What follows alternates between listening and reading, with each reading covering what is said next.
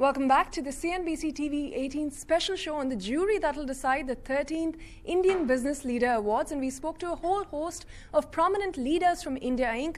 Zareen Daruwala of Standard Chartered India, for instance, tells us that the long-term benefits of demonetization rather far outweigh the short-term pains. And she also adds that as the tax to GDP ratio improves, growth will follow. I think demonetization coupled with GST will clearly move the country towards a less cash economy. And if you look at the whole, the whole need for digitization, it enables financial inclusion. It enables the cost to serve a customer comes down by almost 70%. It reduces the cost of cash handling. For example, as a country, we are spending 21,000 crores for cash handling, banks and RBI put together, which is 0.15% of the GDP. So clearly, all these things will sort of move the economy to a more digital and less cash kind of economy, which has its own benefits. If you look at our tax to GDP ratio, it's 16.6%. If you look at South Africa or even Russia, it's 28%. South Africa, Russia is 35%. So even in BRICS countries, you will find that tax to GDP ratio, India is really low. So clearly, even if you add 2 or 3% to the tax to GDP ratio, imagine the kind of revenues that the government will have, which can kickstart the economy. Consumption will continue to be a big theme for investments in 2018. That's the word coming from top boss at Bank of America Merrill Lynch, Kaku Nakate. She also speaks about the momentum in the equity markets going forward.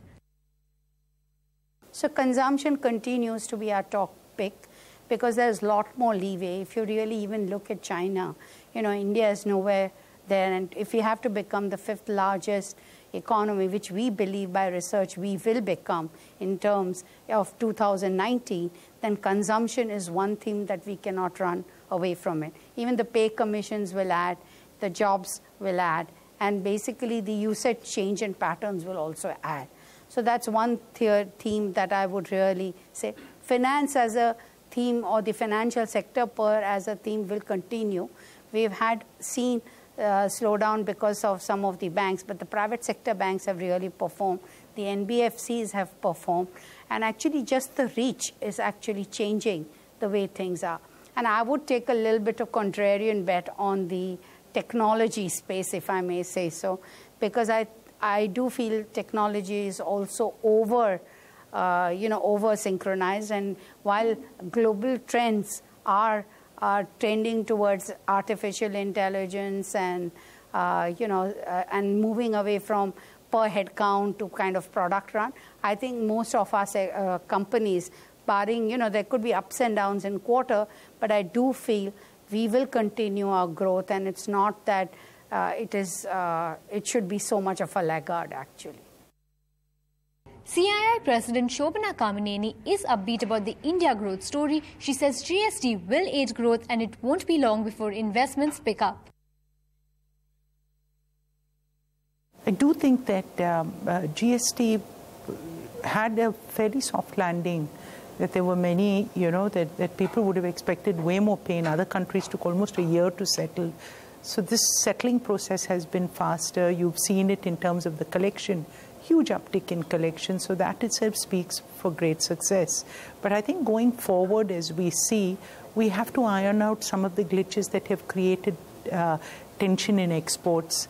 And then also in terms of the small scale and how the unorganized will come into this whole fold, and also people who work in multi-state environments. So these are the big, but once it happens, easily 1.5%, the GST can add within a year to our GDP. So, and what we've seen is we're pretty much at the lowest of our growth. So then you're going to find new capacities added. So it's going to be like a virtuous cycle of growth. With that, it's a wrap of this special edition of CNBC TV 18's show on the jury that decides the 13th Indian Business Leader Awards. From all of us here, goodbye and many thanks for watching.